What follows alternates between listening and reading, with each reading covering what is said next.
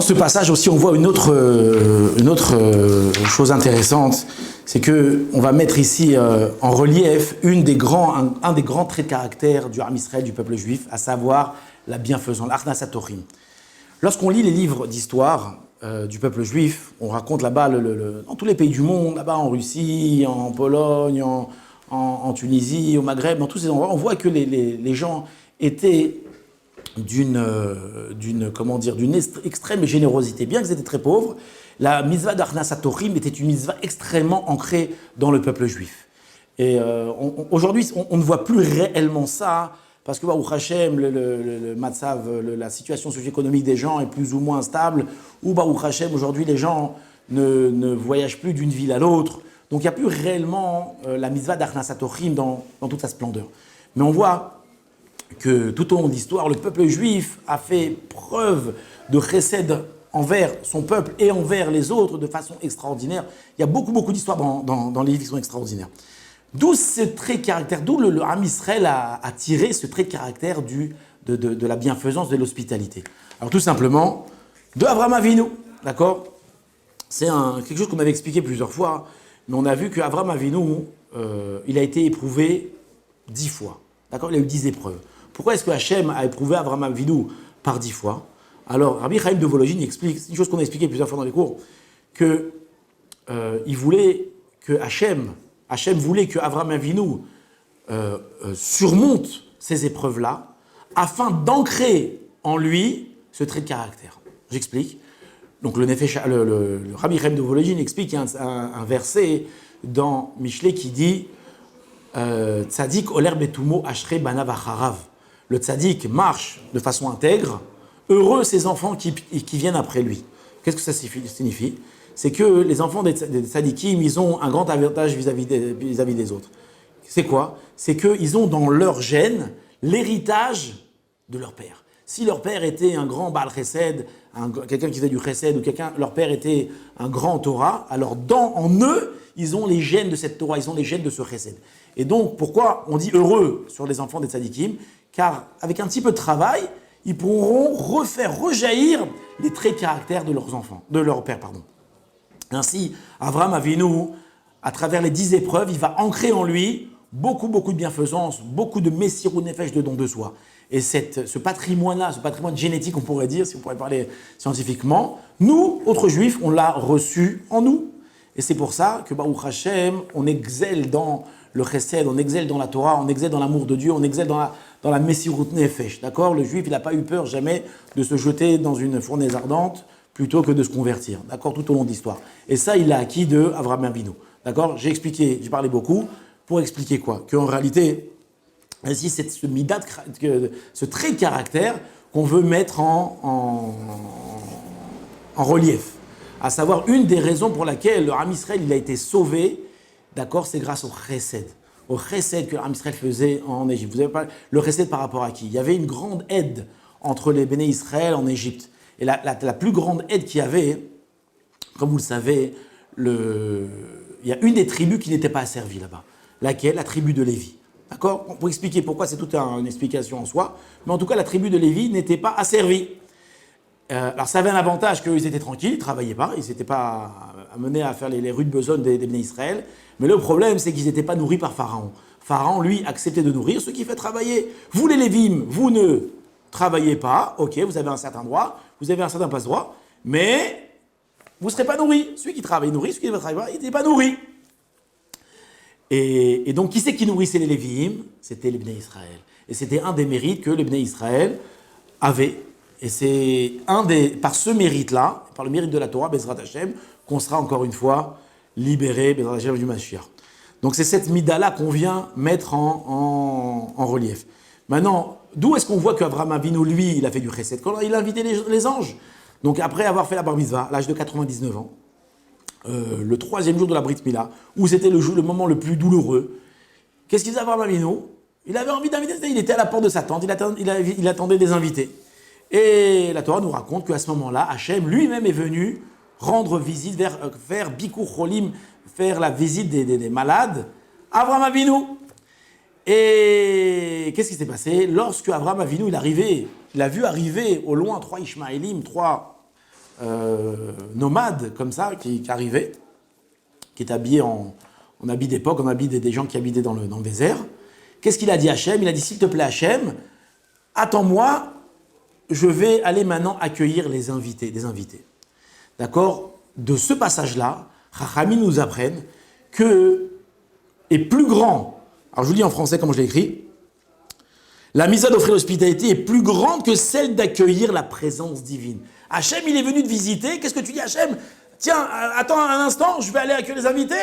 Incroyable. De là, on apprend que c'est plus grand d'inviter des invités, d'hospitalité, de faire l'hospitalité, que de recevoir la présence divine. D'accord? C'est une chose qui est dure à comprendre. Comment est-ce que c'est possible de pareil? Alors, il y a un rabbin qui s'appelait Rabbi Yehucham de Mir, il donne une explication extraordinaire, qui est très très simple, une explication extraordinaire. Il dit la Shrina, la présence divine, c'est quelque chose d'extraordinaire, d'accord? C'est quelque chose qui est lié avec les sphères célestes, avec les mondes supérieurs, etc. Nous dit Rabbi Yehucham, nous, autres juifs, d'accord, on n'a rien à faire avec ces mondes-là. Ça fait quoi on n'a rien à faire? C'est pas qu'on n'en a rien à faire. On n'a rien à faire. Notre occupation, elle n'est pas dans les sphères célestes. Notre occupation, elle est sur Terre. Notre occupation, elle n'est pas de savoir qu'est-ce qui se passe dans le ciel et d'essayer d'aller trifouiller les fils dans le ciel. Notre occupation essentielle, elle est dans ce monde-ci. Et dans ce monde-ci, c'est le monde de l'action. Et dans le monde de l'action, comment est-ce qu'on fait pour honorer Hachem? On fait ses mitzvot.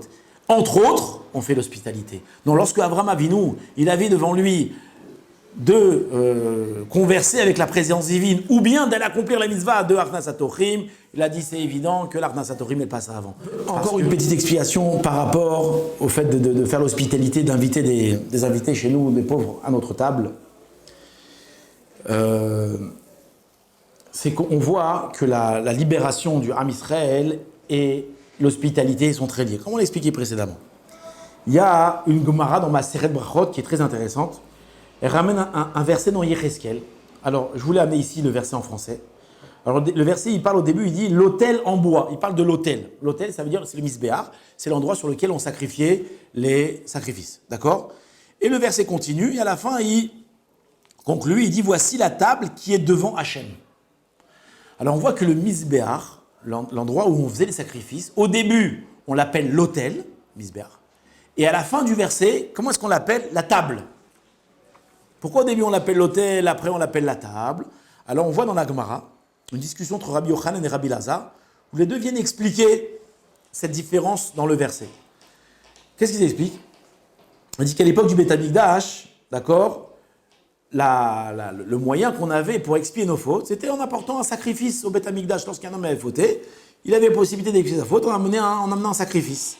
Seulement, aujourd'hui que le Beth Amikdash a été détruit, vous pouvez me dire à leur époque, leur Beth Amikdash avait été détruit, la seule façon d'expier, d'accord, c'était d'amener un sacrifice sur un autre misbéar. C'est quoi? Sur la table. C'est quoi la table?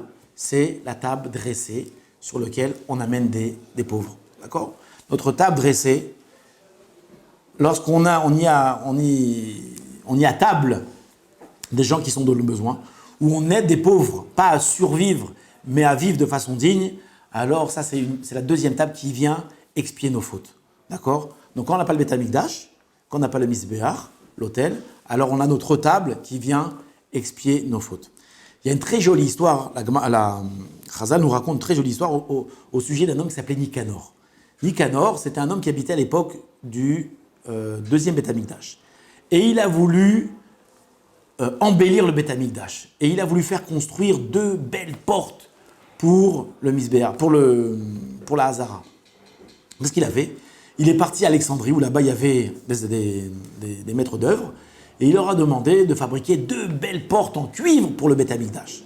Au bout d'un certain temps, lorsque les travaux étaient finis, il a loué un bateau, et donc on a pris les portes, et on les a chargées sur le bateau. Et donc on est parti d'Alexandrie en direction d'Eretz Israël. Seulement, en plein milieu du voyage, qu'est-ce qui se passe? Grosse tempête. Et le bateau, il commence à tanguer dans tous les sens. Et les marins en train de crier, ah, on va couler, on va couler, on va couler. Et là, à ce moment-là, ils disent, le bateau est trop lourd, il faut absolument alléger le bateau, sinon on va couler. Et qu'est-ce qu'on dit à Nicanor? On est obligé de jeter une des 2 portes. Et Nicanor, mais il ne pouvait pas faire, comment on va, le port du Beth Amikdash, on va jeter. Il dit, on va tous mourir, on va tous couler. Et à la fin, qu'est-ce qu'ont fait les marins? Il a accepté, ils ont pris une des portes et ils l'ont jetée à travers bord. Seulement, c'est vrai que ça avait un peu allégé le bateau, mais ce n'était pas suffisant. Le bateau continue à tanguer comme ça. on va couler, il faut absolument jeter la deuxième porte. Et là, Nicanor, il s'est dressé, il dit, pas du tout, on ne jettera pas la deuxième porte. Si vous jetez la deuxième porte, vous me jetez avec, je me laisserai accrocher à la porte, il dit, je ne laisserai pas la deuxième porte.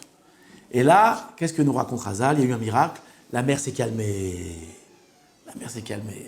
Il y a eu un miracle, où Hachem était sauvé. Il a tellement voulu, il a tellement fait Messirut Nefesh, don de soi pour cette deuxième porte, qu'il était prêt à mourir pour elle, alors Hachem il a fait un miracle que la mer s'est calmée. Bon, ils sont arrivés au port de Yafo, enfin je pense que c'était Yafo, à mon avis.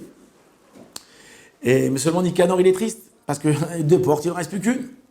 Et lorsqu'ils sont arrivés au port pour décharger la deuxième porte, qu'est-ce qu'ils sont aperçus? Qu'est-ce qu'il y avait derrière le bateau? La première porte n'avait pas coulé. Miraculeusement, elle avait suivi le bateau jusqu'au port de Yafo. Donc, miracle extraordinaire. Magnifique. Comme ça, Chachamim nous raconte au sujet des deux portes qui étaient à l'époque, donc qui étaient au Beth Amikdash, ce qu'on appelle les portes de Nicanor. Maintenant, qu'est-ce qu'on voit? Qu'à l'époque, il y avait deux portes d'expiation aussi. C'est quoi? Comme on l'expliquait précédemment. La première porte d'expiation, c'est quoi? C'est le misbéar. Quand on avait fait des fautes, pour expier nos fautes, on amenait un sacrifice sur le misbéar. La deuxième porte d'expiation, c'est quoi? On avait dit, c'est la table dressée, l'hospitalité. La première porte, malheureusement, n'a plus. Le Beth Amikdash, il était détruit. Il n'y a plus de Beth Amikdash. Il est détruit. Bon. Par contre, la deuxième table, la table dressée, sur laquelle on peut amener nos invités, d'abord aider les pauvres, celle-là, on l'a encore. Alors peut-être que, Bézard Hachem, si on s'accroche bien à cette deuxième porte qui s'appelle la table de notre table de la maison, dans laquelle on avait des invités, alors peut-être que Hachem, il fera un miracle, il fera venir la deuxième porte, il fera venir le Beth Amikdash.